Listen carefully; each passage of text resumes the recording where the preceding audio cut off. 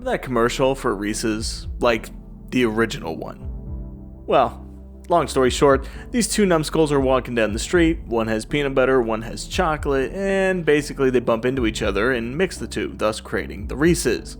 Now imagine that, but with video games, a mashup of two genres that you might not think would work together, but once they are together, it's a match like no other. The two genres we're mixing today is the roguelike with the first-person shooter. Roguelikes are a game where you start a run, you progress the run, and if you die on the run, you lose everything and start over. Sometimes you can get some permanent upgrades, but most of the stuff you lose. Actually, that's a roguelite. A roguelike is where you stop. Just stop. Don't suck the fun out of this video. We all know what I'm talking about. The other half of this, the first-person shooter, of course, is where you shoot from the first-person perspective. Actually, a mix of genres has been on the rise the past few years, and today I wanted to take 4 of them and pit them against each other in a battle to the death. Or, I guess more accurately, a battle to see which one is the best. But the first one sounded better. I should have just stuck with that.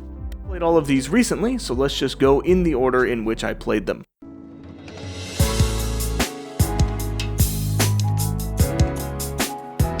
First fighter in the ring is Battleship Shapers. This is my most recent purchase and actually what inspired this video. Battleship Shapers sees you playing as a shaper, go figure, and you're trying to cleanse the city of some robot corruption or something. The stories in these games usually aren't the focus point, so it won't be mine either. First thing you'll notice is this giant arm thing, robot arm thing. This arm is a lot bigger than the other one. I wonder why. The robo arm serves more than a meat-beating purpose. That was tasteless. I should not have said that. The arm does what you'd expect. It punches things, which is pretty integral to the gameplay loop. It's kind of like Doom, where you get an enemy low enough, they start to glow, and slapping these glowing enemies rewards you with shields and causes them to go flying into their friends, exploding in the process. Good weight to it as well, and on that note, everything in Battleship Shapers has a good weight to it. Sounds are punchy, weapons are strong, upgrades are plentiful and interesting. I really just enjoyed the sounds of Battleship Shapers, and honestly, I think it has some of the best sounds out of any game on this list. There's a pretty impressive roster of weapons as well, and then there's the modifiers that those weapons can get, making it shoot more projectiles, giving it more damage against certain effects, you know, the usual. I both really enjoy the modifiers and I absolutely hate them at the same time. I love that you can rip modifiers off of weapons you find and slap them on your current weapons. It gives you this feeling of creating the ultimate death machine. What I hate about it is that there are a handful of modifiers that just don't work on certain weapons. You can't combine elemental effects. You can't have a shock weapon deal more damage to shocked enemies.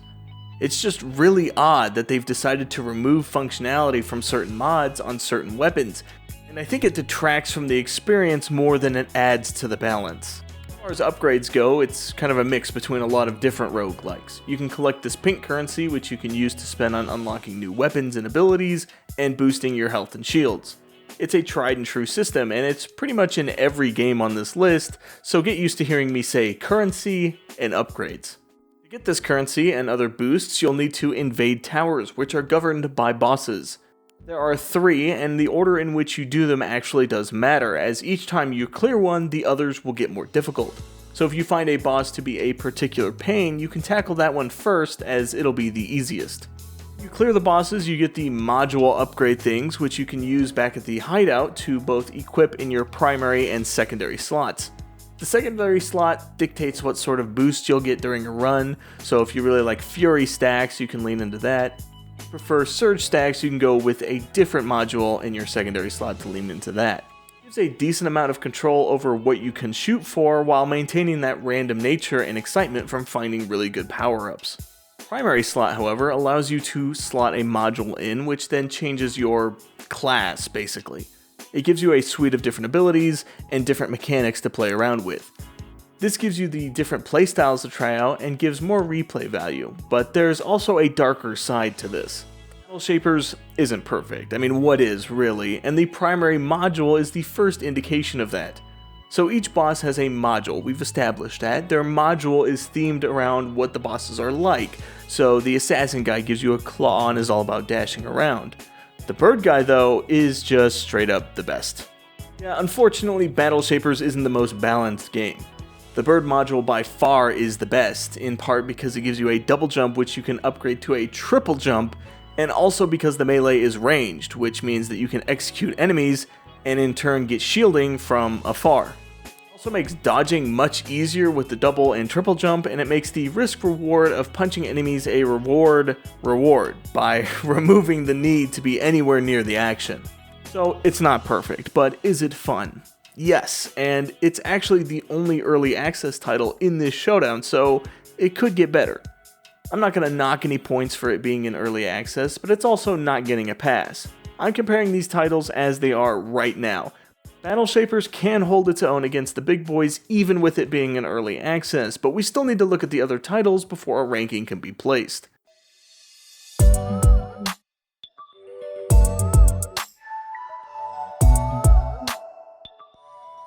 I've talked about Robo Quest before on the channel, so if you want to... Actually, you know what? Don't watch that video. It kinda sucks. Let's go through it again. I've been playing Robo Quest since the start of its early access journey on Steam, so I've seen this little guy go from zero to hero, and let me tell you, it's a hero. That sounded better in my head.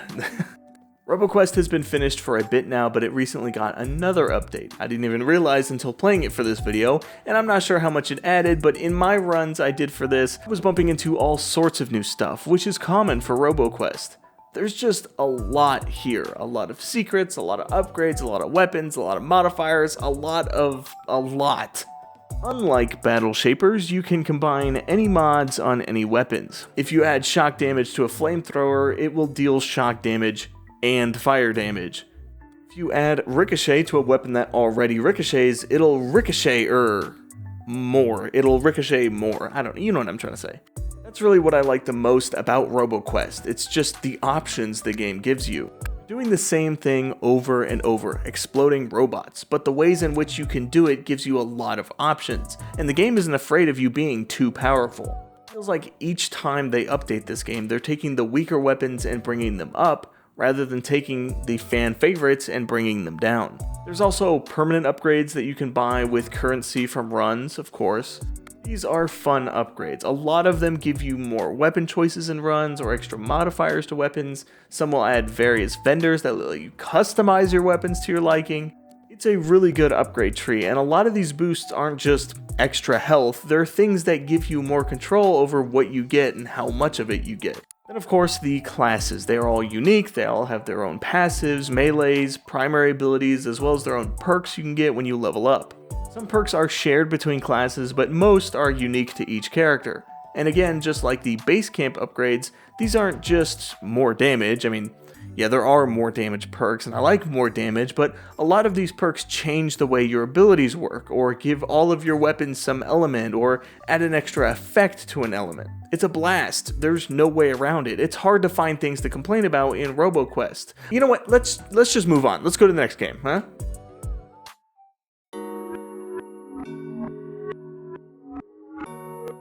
We now find ourselves at the grandfather of the first-person roguelike shooter hybrid Reese's thing. Gunfire Reborn. Gunfire was sort of the first in this wave of subgenre that really laid the groundwork for what kind of stuff should be in a game like this. What I mean by that is that Gunfire took, well, basically the Borderlands formula and condensed it down to about a 45-minute to an hour per run. There are no levels, though. All of your power over the course of a run is obtained through items and relics. Items, you know, guns, mostly just guns. Relics are perks, basically. Some come with some sort of downside, others are just flat out bonuses you can pick up. And honestly, this is where Gunfire shows its age, and not in a bad way. Gunfire is by far the oldest game in this video, but that also comes with a slew of updates and DLC and just content that's been added since it originally debuted. It had been a while since I last played Gunfire before I played it for this video, and you can really feel the differences. The game is much easier, but now there's also difficulty modes. There's a ton of new characters, there's a ton of new weapons and relics, there's just a lot of stuff in this game.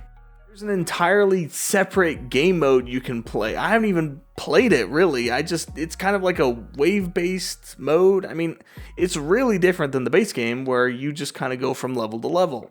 So if you're looking for just raw amount of content and replayability, Gunfire is probably your game. But there are certain things that I think has been done better since Gunfire popularized this genre. That mainly comes down to gameplay. It plays much slower than the other titles here. It's not necessarily a bad thing, but it just doesn't quite feel like the other titles. There's more of an emphasis on your build, your upgrades. It's less about dodging everything you can and more about collecting different power-ups that work well together. You could be the best player in the world, but if you don't have the relics and weapons to back it up, you're probably not going to make it to the end. I personally prefer more of a focus on the moment-to-moment gameplay, being rewarded for your gameplay skill by not getting hit or being rewarded for more accurate shots. Again, that's all here in Gunfire. You can land headshots for more damage and you can dodge attacks, but it's not as important as it is in Robo Quest or Battleship Shapers. It just plays different. Some people will enjoy this style more than the Doom style from the other games. In that sense, I would say that Gunfire coexists better than other games in this genre. It is both thematically and mechanically very unique, so it doesn't compete with others in this genre head-on like other titles do.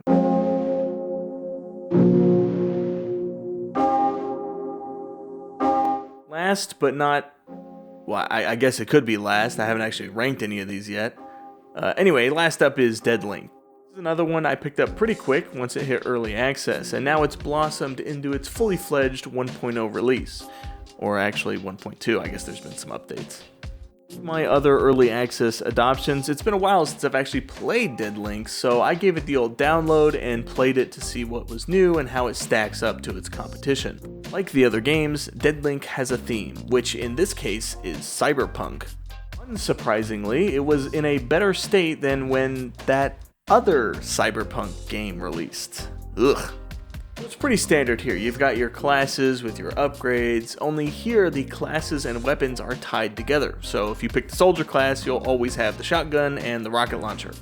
Sounds limiting when you hear it out loud, but the power-ups for the weapons and classes are very closely tied, and there's quite a few options for changing the firing style for each weapon. Plus, the specific weapons each class has pairs nicely with its class abilities, so everything is very coherent. As far as power-ups go, Deadlink has a really interesting and fun dynamic as to how you approach things. You get a module, a perk basically, and all of these have an active and a passive effect. You apply these to one of 4 different actions: weapon swapping, one for each of your abilities, and breaking a C-ball, which is basically an ammo pack with a little extra. Look, I'm not going to get into C-balls, they're just around. You apply a perk to that action. Anytime you do that action, the active part of that perk fires off. You also need to make sure that the action can support the perk. So if you've got a perk with a battery type of 3, you can put it on a weapon swap and get the passive effect, but you won't get the active effect. To get the active effect, you'll have to put it on a C-ball break, since it's also a 3-level battery. It sounds kind of confusing, and when you first see it, it is kind of confusing, but it is a really simple system, and it has a lot of potential. All the games on this list, Deadlink does the best job at tying your abilities and your weapons together. It too, like Gunfire, has a wave-based mode as well, so it too has quite a bit of content on offer.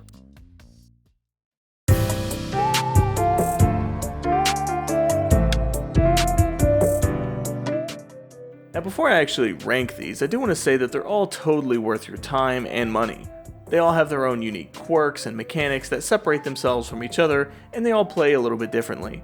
They're all amazing, and I recommend all of them. No game mentioned here is bad by any stretch of the imagination, but I do have to rank them, so someone has to be at the bottom. Let's go from least goodest to best goodest. Starting with number 4, and that is Battleship Shapers. I do really like Battleship Shapers, but I think the balancing and the limitations on what upgrades you can put on what really does hinder the game for me. Locking a double jump behind a specific class really hurts the game where dodging attacks is so vital. Plus, not being able to put extra damage to shocked enemies on a shock weapon feels like a targeted attack against my logical thinking. On On the plus side, the game still is in early access, so there could be some changes made to alleviate some of this, and the core gameplay and sound design is really good, so I think just a few minor changes to a couple of things could really make this game soar. At number 3, I have Gunfire Reborn. This mainly comes down to the gameplay being a bit slower than the other titles in this video, which does drag out some of the runs a little bit. I'm also not as crazy about the theme and art style of Gunfire. Playing as different animals is cool, but I just personally prefer big robots over fluffy bunnies. That's just me. I do think Gunfire does certain things the best, like just the sheer amount of options in which you can strengthen your character, but that's a double-edged sword because that's where the focus of the game is, the character building. Whereas I prefer the gameplay to be the focus, the movement shooter / boomer shooter style. Again, another fantastic game, but if I had to pick one out of these 4, it wouldn't be Gunfire. In the number 2 spot, we have Deadlink. It's got the fast-paced gameplay I love with a perfect amount of customization. I really like having to think about where I put my perks in addition to what perks I want. It gives a level of freedom in a really unique place, and being able to switch them around freely lets you adapt on the fly to what you need during a run. Runs are also pretty quick, with most of mine hitting around the 30-minute mark. Each class plays totally different than the others, and while there are best-in-slot perks in certain cases, there's so many options for your grenades, weapons, and other abilities that I never found that it took away from the rest of the game. Deadlink is a lot of fun. The environments are all varied, the bosses are fun to fight, and the actual core gameplay is rock solid. Paired with these smaller, more densely packed arenas, it can oftentimes feel really chaotic in the best ways possible. What other game could be here? It's Robo Quest at number 1. When I first had the idea for this video, I thought I would go in, play these games, and then I'd find something that I like more than Robo Quest. And then I played Robo Quest again. I wanted to find something wrong with Robo Quest, something to complain about, because I've loved Robo Quest since day 1 in early access. It's been in my library for 4 years now, and over that time, I've seen this game go from a good idea to a fantastic game. Each time I play, I am just blown away by the quality of Robo Quest. It may not be perfect, but it is really hard to find something to criticize about this title. It is just so much fun. It has a bunch of different classes, a ton of weapons, a million different little modifiers, perks, secrets, branching paths, difficulties, co-op. It has it all, and it does everything so well. I can't not put Robo Quest at number 1. It's simply the best across the board. So there you have it. 4 games, all of which I recommend, ranked into how good they are completely objectively. There is no subjectivity here at all. What I have said in this video is law. No, but really, these are all really great games, and honestly it just comes down to personal preference.